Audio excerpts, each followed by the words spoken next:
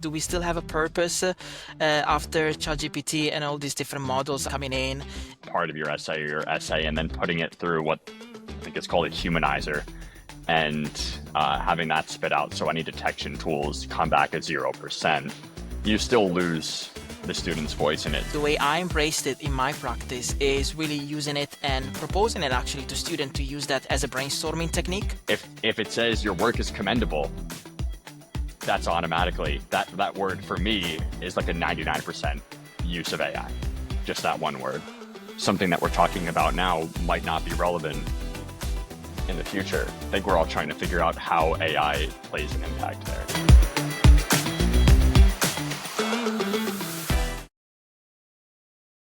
All right. So thanks so much for joining the very first episode of our new podcast. It's called Visual Minds, and we're going to explore the future of education with educators, professors, students, everyone in the field of education. And for the first episode, we wanted to share those at the front line of teaching, educators themselves. So joining us today, we have great educators across different fields, different grades. So let's get straight into it with a round of introductions. So maybe first, what do you teach? Where? What? And how did you get into education? Shall I start? Yeah. All right, that's fine. So I'm Jonathan, and I'm currently teaching nursing students, nursing associate students here in the UK, exact area, Manchester, for the University of Salford. And my background is being a nurse.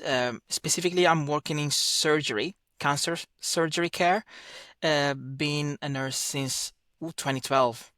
I looked quite young, as you can see all, but yeah, I had a lot of experience in surgical care, so that's my specialty, nursing education. And what brought me to education was I saw a dissonance between what we were doing in clinical practice and what was being taught in university, and I'm trying to change that, and probably that's why I'm here. Yeah, so that's my little introduction here. Cool. Interesting. We'll be hearing more about it, how you Yeah. apply Just AI. a teaser, just a teaser Yeah. there, Frieza. Yeah. Amazing. Then Kevin, how about you? Yeah, sure. Hi there. My name's Kevin. I live in Paris, but I'm from the US, and I'm currently in the Netherlands, visiting for the summer. I got into education. Well, I wanted to go in my senior year of high school when I was a coach. And I really enjoyed seeing the quick growth that coaching could bring, particularly in swimming and in football. And that's why I pursued it in university. So I've been teaching internationally for the last 10 years, started in Kuwait and then 5 years in Vietnam. And now I find myself at the International School of Paris as a mathematics teacher and the head of maths. Amazing. Wow. Thanks. Then the first topic that I wanted to discuss was the meaning and purpose of school. Because myself, I have a hard time predicting what's going to be important for students to be able to do and be rewarded for. So what do you think that we should prepare the younger generations for? And how is that changing in your own field? I think when you talk about that you have a hard time predicting what's going to be coming and what we should be preparing them for, then it's a really important. Then we're teaching them how to be adaptable and how to be flexible in their thinking, how to be skeptical. If you don't have that type of adaptability, we could sit here and talk about the tools that are the most important in AI. However, they change. And if someone's listening to this 2 months down the line, something that we're talking about now might not be relevant in the future. So how do we have our creative and critical thinking be adaptable? I think is probably one of the best skills that we should be teaching. How do we do that? I think we're all trying to figure out how AI plays an impact there. Yeah, it's definitely ever changing, and I like how you're talking about critical thinking because that's one of the pillars that I always think about. Of one of the reason of we're actually talking about do they still need to come back to in my case, university students? Do we still have a purpose after ChatGPT and all these different models are coming in? And they felt more like a threat at the beginning, probably, but now they're actually pushing us, whether we like it or not, on how we actually teach and how actually we transfer knowledge to our students. And back to critical thinking, in my field of nursing education, it's essential to have critical thinking because of professional judgment. You're dealing with decisions that are very, very important, crucial, really, and life-changing for patients and service users. And the main thing that I also want to think about is AI. It's a great tool, but I'm also linking back to not only young generation but also adults of every age. So my cohort goes from 18 years old up to 60 or 70 because they want to come back to education and they want to work in healthcare. So that's one of the things that I'm thinking about. How can we make it still a reason for the student to come back to university? And the thing that I hear back over and over again is that students feel more and more lonely in this society, just in general. So maybe the university can bring back that sense of community, which I know, Friso, you are touching on in one of your articles, and that's why that triggered me. Is like the sense of community. We're getting more and more detached. Where AI, yes, it is a useful tool, and that's what we're probably going to be talking about as a epicenter of this conversation. But how can we utilize that to actually extend more as an add-on to bring more depth to our critical analysis and critical thinking to our students and ourselves, but also making sure that students actually come back to university and we're still useful? Hmm.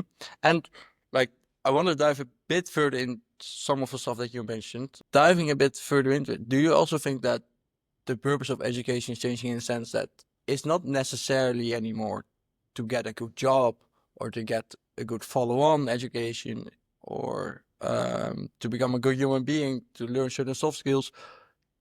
What do you think on a more fundamental level this purpose of education is?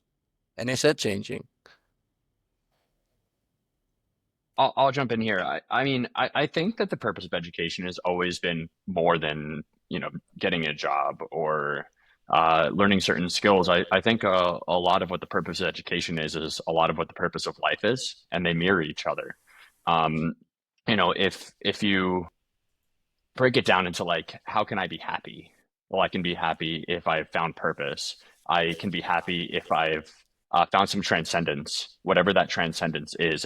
If your purpose is linked to a larger cause, right? That might be working for a clothing company. That might be working with children. That could be working with people that are in healthcare.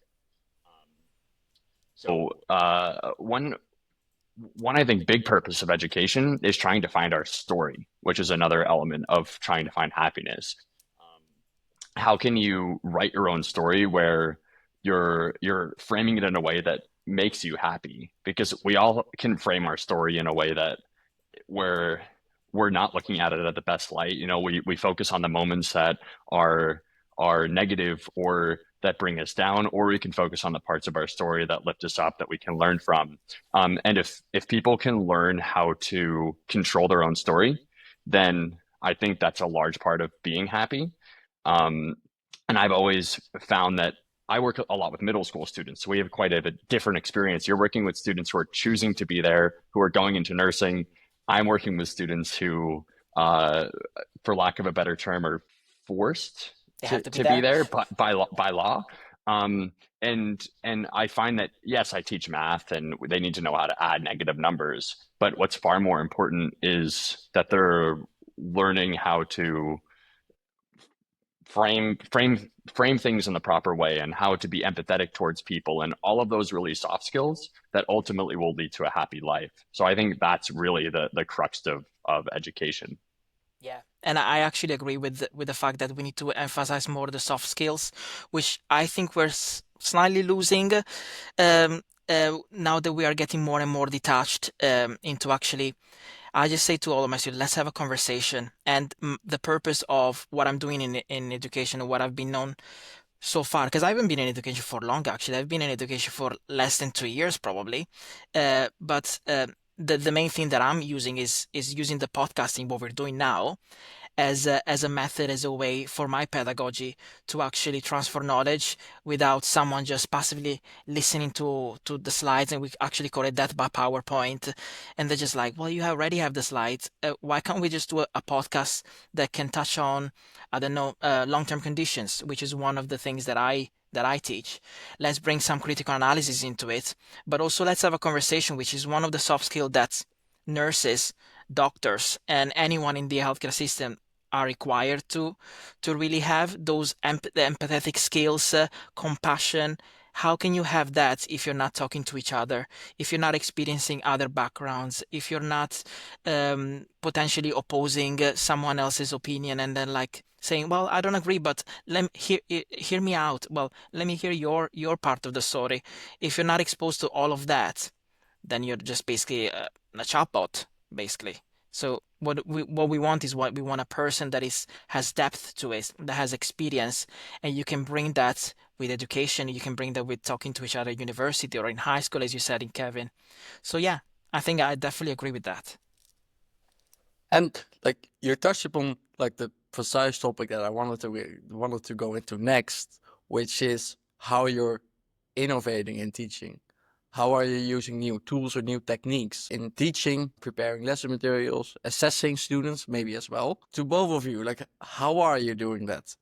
Do you have some very concrete examples? So I just completed my master's last year, and I had a action research project that I could complete.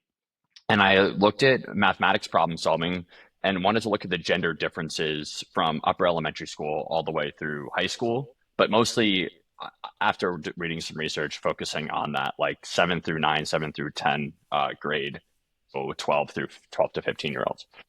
Um, and we've seen in mathematics that problem solving can decline in female students in mathematics, where if we look at their more operations and rote mathematics in upper elementary, female students outperform male students, but we see problem solving starts dropping off, and metacognitive skills sometimes drops off depending on how it's measured and how you define metacognitive skills and all that. So in my average lesson, we have some direct instruction, we have some scaffolding. Eventually, students will go and take a little quiz that they complete 5, 7 questions, and then they would write a reflection once they self-assess themselves. Now, I found the reflection part to be one of the weakest steps of this system because they would write a reflection and then they would go off and they would do some practice. But there was no really feedback except for when I came around to support them. But I would read those reflections maybe once a unit because as a teacher, you just don't realistically have the time to read 60 reflections every few days because that's when they're doing these quizzes and you have a bunch of classes. So I started using AI to on a system, educational system where I could build it myself, and it was acting more as a reflective partner where they could take a screenshot of a question and say, "This is the type of question that I was getting wrong."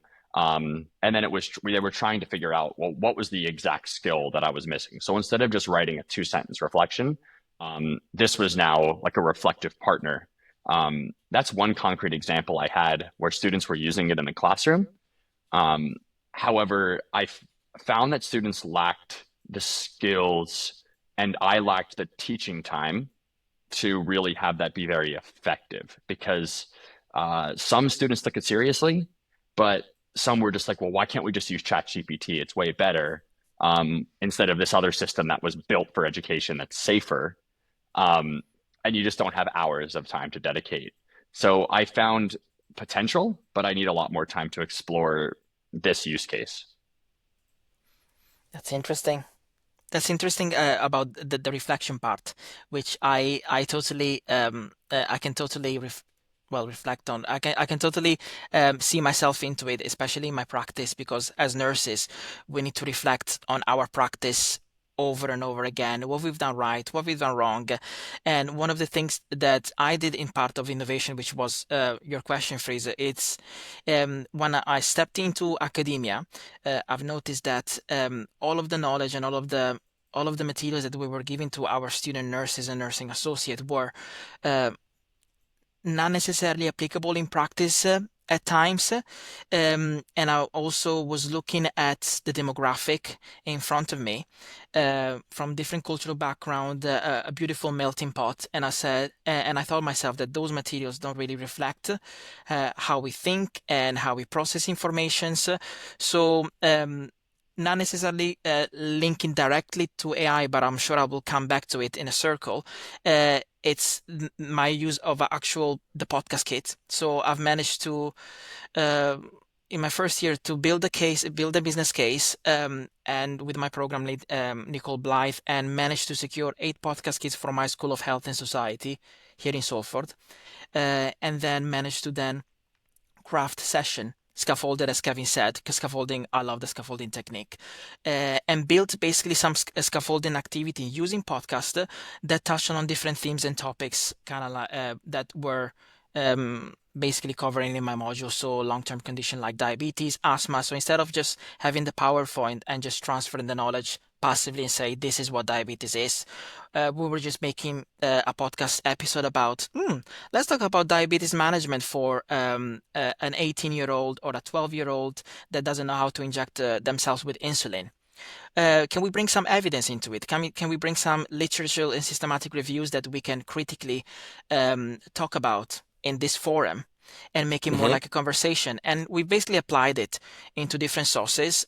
We also touched on an episode where we go through nursing misconduct cases and we see what happened in that case, and we asked the students to dissect of what that incident basically what happened in that incident, what they could have done, the course of action, and brings again more critical discussion. We want the student basically to have professional judgment, to think for themselves, especially nowadays where you have news left and right.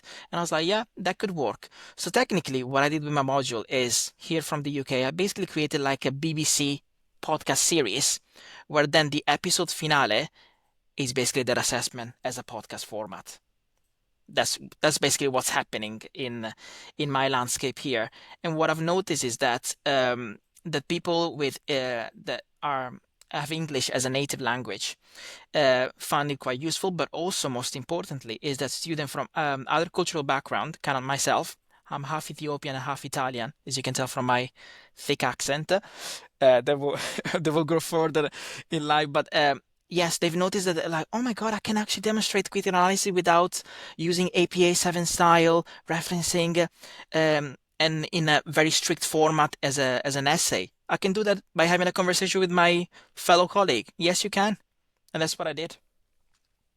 Well, it sounds like you're both like very much innovating in the way that you assess students. One thing that I'm curious about, like how do you see students using AI themselves and trying to trick the system maybe? What are like some very creative ways you've seen them using it? Yeah, I mean, I think the majority are using it for sure. And when I say majority, I mean probably large majority.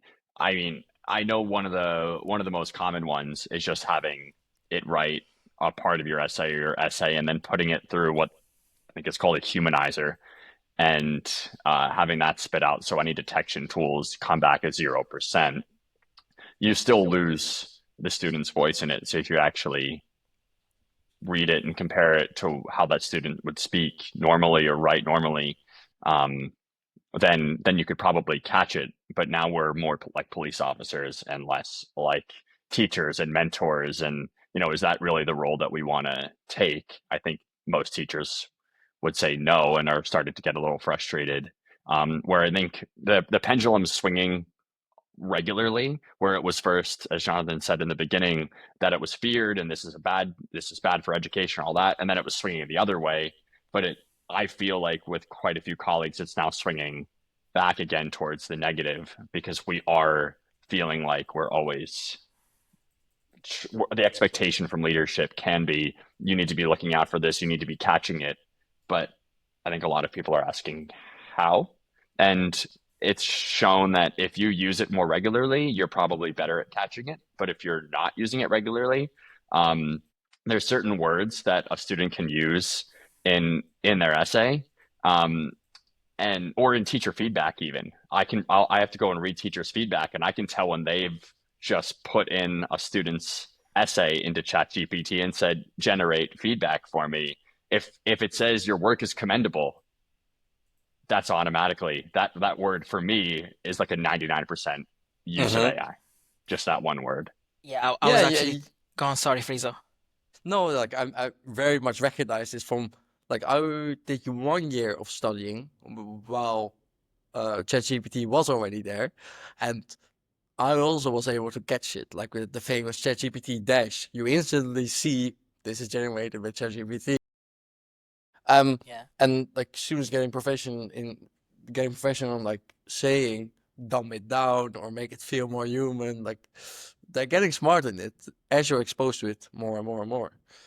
But Jonathan, you wanted to say something. Yeah, no, no. I was just saying that if it kind of sounds like a Shakespeare piece, or they're starting to use words like "let's delve into," or like it's very flowery and very fluffy. I was like, okay, let me just put on my FBI agent cap there, and I start to dissect. Well, now nowadays, that obviously all of the models we have now, ChatGPT 4.5, we have all these different models that are getting more and more refined, um, are able now to potentially go get away actually with our the dissection and the analysis, especially if the students are quite strategic in the way they craft the prompts, and I think that's the main thing that most of the students are missing. They just give a very brief prompt to the chat box and to the AI model, and that's how they get caught. But potentially, yes, it can be. There's always a roundabout there that potentially you can actually avoid producing like a Shakespearean type of essay with made up evidence that they don't exist. But there is also the other way of thinking about AI, which we need to embrace it. And how can we embrace it? So the way I embraced it in my practice is really using it and proposing it actually to students to use that as a brainstorming technique. So, for example, if they say, well, it's a great idea. It's a great activity, Jonathan, but I literally don't know what I can talk about on my podcast, or I don't know what I need to explore on such and such reflection. Uh, well, use AI. Have a conversation with AI and just brainstorm ideas on how would you like to bring it back to the classroom. It's always bringing it back to the classroom and having that human contact. So that could be potentially like a merged approach of still having Mm-hmm. AI, but still having that human connection. Do you know what I mean? That doesn't. I know like some teachers are experimenting with having students use ChatGPT or other LLMs, but then when you submit your assignment, you also have to submit all the prompts and the whole conversations that you had to kind of spot did you do your own thinking and in what sense. Um, do you think there are also other ways to sort of prevent people from becoming these very passive consumers? Because I catch myself sometimes doing it, but how can you like still stimulate people to do their own thinking? Yeah, I mean, it comes down to how you're assessing, but teachers don't always have the power to influence that. It depends on if it's an internal or an external type of assessment. I teach in the International Baccalaureate, the IB, and very famously, at the end of the program, the students have exams that they have, and that's 80% for every single subject, but 20% of their grade in every subject comes from a paper they write, and their requirements come from an external agency, and 10 of those get selected to be sent to the IB for moderation. So where it's easy for me to say, well, we have to change all the assessments, but if the students are working up towards a paper like this that we have no control over, then we have to have activities that get them ready for that paper. I think it gets a little bit easier when there aren't external assessments or external exams that we're getting ready for.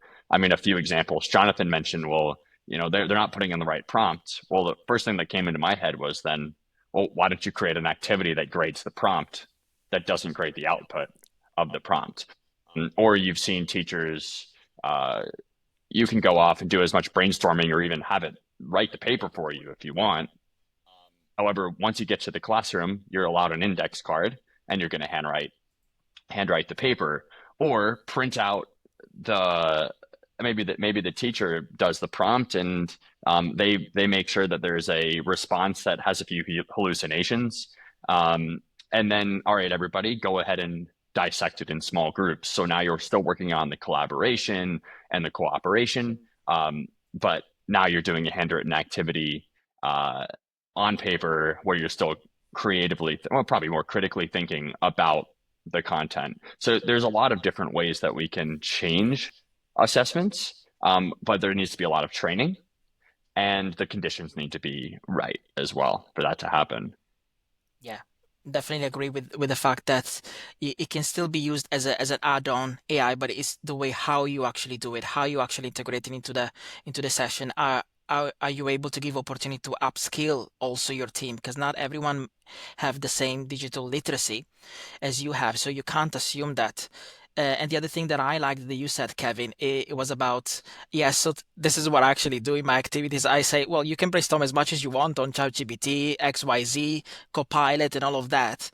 But then at the end of the day, you still need to come to the classroom and you still need to bring yourself into the conversation. And that's, as nurses and nursing associate, we need to bring our experiential approach to it.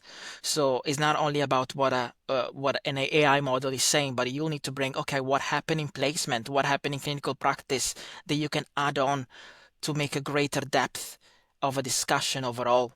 And that's what makes it different. So hopefully that will be the approach in the future.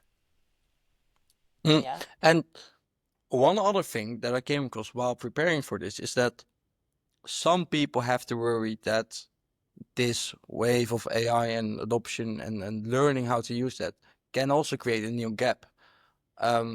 Meaning that if you ban usage of certain tools, students that do have access to it at home or at some other places, they get exposure, they learn how to use it. Does that widen the gap, you think, or is that a problem? How do you prevent that? Kevin, you go first. Yeah, banning doesn't work. No. I mean, look at look at governments who try to ban things. You can ban a website. You can put age restrictions on a website and say now you need to hold a government ID next to your face when you try to access the website. Well, VPN downloads increased by Yeah, 400% that week. top three. Like, and I'm referencing the UK government, right? I know you Currently are. I know you are. in that. Um, so, if a government is incapable of doing it, where a government has as close to unlimited resources as you can get, how can a school ban something? I mean, you could put a firewall up on your network, but yeah, I think schools have really gotten away from banning, unless you have a school that says, well, we're not going to have devices in the classroom at all, and we're going to have notebooks and old fashioned. You see some boarding schools that are doing this, and um, I think there's not that many examples, and I'd be interested to hear how they are considering the future and trying to prepare their learners for that future. But instead, yeah, I mean, you've got to figure out how to integrate it. So I think there would be a gap free. So to answer your question in short, it would. I mean, one thing that I struggle with though, like if you say, okay, everybody, you could go use ChatGPT or whatever system, schools aren't generally, maybe universities are, but K to 12 schools are generally not paying for the education licenses. And when you look at the age restrictions, I'm not going to go tell a bunch of 12 or 13-year-olds, okay, you can go and use ChatGPT or use these AI tools because technically, according to the terms of services, they shouldn't be. Many of them are. So then how do you combat it when you've got strict privacy laws, depending on what country you live in? That's actually one of the biggest things that I worry about working in Europe, where there a lot of them are using this tool, but then you can't actually use it in the classroom legally. Mm-hmm. Mm-hmm. Hmm. See, that's an interesting perspective because actually what happened here in the university side of things is that from my experience, what I've seen in general is that I've seen quite an aversion of, yeah, AI is here, but there was really no guidelines at the start really of how to approach this, and now we're starting to come around and start to embrace some of the usefulness of these AI models. Where actually my university is has a license of on Microsoft, so we are allowed as students, but also as employees, to actually use Copilot because it's been vetted by the university, and I think there's like certain things that can still be controlled. But again, we have a long way around, and I wish we could have been more proactive than instead of being pushed to do things where yeah we have to integrate with AI model. I use like a metaphor, well, not really a metaphor. I used a GIF in one of my slides where there was a threat of AI. It was like Robocop with the laser eyes, and I feel like there was we were in front of Robocop literally, and we're like, oh my God, what are we doing here? And it was like people were scrambling things around, and now we're starting to slowly embrace it, but we still don't quite know how to actually approach that. Something that I think a lot about as well, and also we're trying to figure it out with Symvol, is that education was very, very text heavy. Like it was very much text based. Do you think that there is a future where a different modality than text can prevail? And that doesn't necessarily have to be video, but it can also be voice. It can be interaction. It can be game based. What do you think of that? Or it will be a mix? Is that going to change?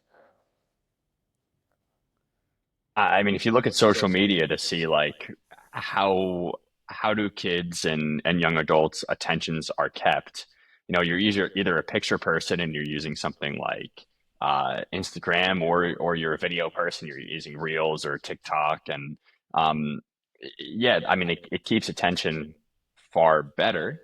Um, how you can create the time and the capacity, time plus skill of educators to put together materials, or even not put together but curate those materials that are aligned with their classes. There's a learning curve there, just like there is with AI tools in general. And I think that you need to have intention, right? And any of these kind of AI policies, procedures, schools are putting into place, you need to be really intentional. So, is the intention then to train people into how to use that particular tool that's multimodal and teaches you how to create, but then also teaches you how to use it in the classroom with your students? Um, the professional development is a really key piece here that any company should be thinking about how they're training to the next generation of teachers and the current generation of teachers. Yeah, because when you were mentioning Freeze about are we getting away from textbook, and I'm just paraphrasing what you were basically saying. What I got from it, it was a totally different perspective, and that's why I'm doing technically that's why I'm doing podcasting really, and I'm using that as a tool, as a new pedagogical tool really in academia, because what I've noticed is that academia and the academic writing, the way we set up like research paper, and we write research paper, the modality of that, how we actually referencing things and how we transfer knowledge, and how it's so strictly on textbook and certain article in a certain way. It has a very, very strong cultural connotation that I've noticed. And I'm using my background here. Knowledge has been transferred over generation by generation, not only by textbook, but also by simply gossiping. We love to gossip sometimes, why not? But also just as a communal forum. So in my country, in Ethiopia, we have a coffee ritual. Ethiopia is very popular for their coffee, and we actually roast our coffee. And there's a host that roast the coffee, and they start talking not only about gossip, but also about what happened, the knowledge that are basically transferred over orally to who's listening around the circle while they're waiting for their coffee to be brewed and to be passed on. And that's called bunna. And I was actually thinking about that can actually be translated into education, and to actually what you're doing with Symvol in translating something that it's on textbook, but also can be a communication, like oral communication, a conversation that can be transfer whatever your language is, whatever your background is. So technically you're leveling the playing field, because we started from the beginning when Kevin was talking about critical analysis and critical thinking.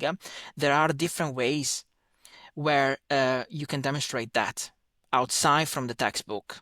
Yeah, and that can be done in multiple ways. Mm-hmm, mm-hmm. Yeah. And you're already experimenting with making education very personal to every student. You can tailor it a lot. How do you balance hyper-personal education versus maybe also the value of a certain shared curriculum? I'll let you start first, Kevin. I was like, Yeah, I mean, when I was working in Vietnam in 2018, schools always have a few buzzwords, right? No matter what school or institution you work for. And one of those buzzwords in 2018 was personalization. So, the lesson should be personalized for every student. Now, what on earth does that mean? I don't know. How is that accomplished when you do have you have 100 time for it? students? I really don't know. No. Uh, Um, I mean, I am a big fan of choice, and choice both in interest and choice in current capacity. So if you have a few different choices, for instance, I'll make it really tangible. You're learning in sixth grade, you've got um, least common multiple and greatest common factor.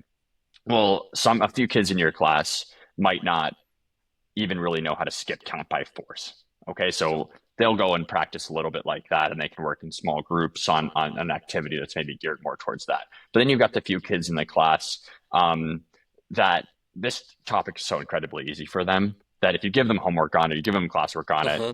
they might misbehave because behavior is communication, and they're communicating to you that you're boring them, which you are, so that's fair. Um, so instead, give them a topic that isn't really part of the curriculum, but that's tangential to the curriculum. They've already got LCM and GCF, so now they're going to work in a different base system. So not base 10, we're going to work in base 6 instead and do similar math. So it really deepens the concept. So you're not just pushing them ahead and saying, "Oh, go do seventh grade math." No, keep them there. So you've got a few choices. Um, and you could do that with interest as well if you do a real life application in certain subjects, maybe are more conducive towards that.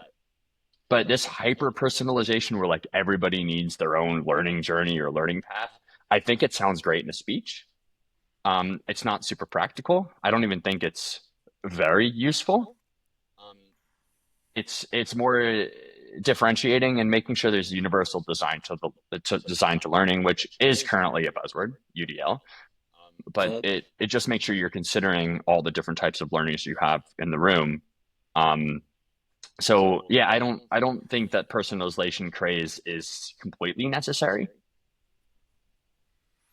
Yeah. Yeah, well, I just hearing from Kevin, I just say that we love all these buzzwords that they go around, and the late obviously you're saying personalization and universal design, which is all great, but I think the main point that we are trying to, potentially, what I'm trying to put across, is making sure that we do everything with intention. And just as long as you do everything with intention, you don't really need any of these buzzwords. So making sure that you are actually intentional with your student, with your learners, and making sure that there's like a two-way communication where you actually listen to them, and potentially you're able to adapt some of the learning materials the best way possible, really. Mm-hmm. Mm-hmm. Yeah, Yeah. and that's really, yeah. Then I'd like to finish with one question, um, which is, you've already given loads of advice. You've already shared loads of your practices, but I want to ask it again. Like, what is your final advice? It can be for educators, can be for students, can be for parents as well. Anyone who listens. Yeah. I think for teachers, one of the most natural ways that you can start to build capacity in the students for these types of tools and have conversations about ethics and acceptable use is being very transparent about your use of it and show them what that looks like. So one thing I haven't mentioned in probably 90% of my use case at work is this one use case, which is feedback. And you can give that unethically or ethically, or there's a range. And the way I do it, I used to type up my first little paragraph of feedback would be a description of the task, copy and pasted, and then I would give about 2 sentences that would be different for every student, something they did well, something they could improve on, and that still took me a long time.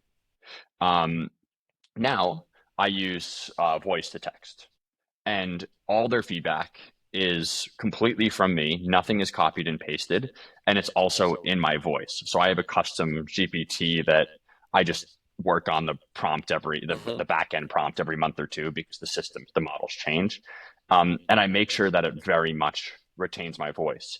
I show them in the classroom how I do that with a mock piece of work, so they could see I'm not just putting their work into the AI and say, give this kid feedback. I'm going through and I'm saying exactly what I want, and then it's just transcribing it. All it's really doing is any of the speech that it misinterprets, the AI is able to say, oh no, I know you meant to say this word instead of this word, or I know that this punctuation is supposed to go here instead of here. So it's really just fixing the errors, but retaining my voice. And that's mostly what I use it for work. And it has strengthened my feedback drastically. And at the same time, given me more time to work on the other tasks that I need, lesson planning that. So it's just that transparency. Show them what's acceptable, show them how you're using it, so then they can have something to latch onto, and it doesn't really take that much extra instructional time at the same time. Wow, thanks. That's great. I think we should stop here. That's it. Kevin said it all.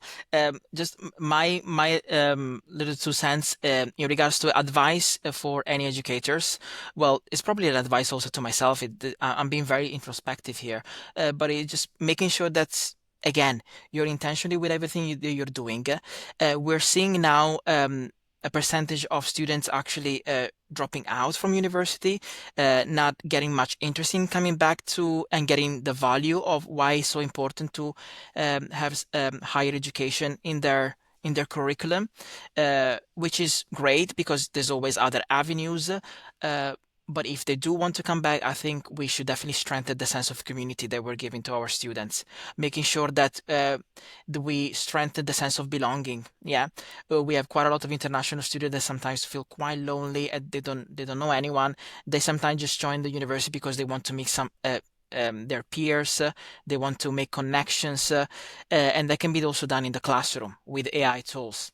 And I've been thinking about using AI tools as an integration and as an add-on to bring more flavor to the conversation. So what we're using AI tool is, yes, like Kevin said, a time also to making sure that we revise some of the feedback, which is great, and proofread any of that, especially after you mark like 60 or 70 essay, my goodness.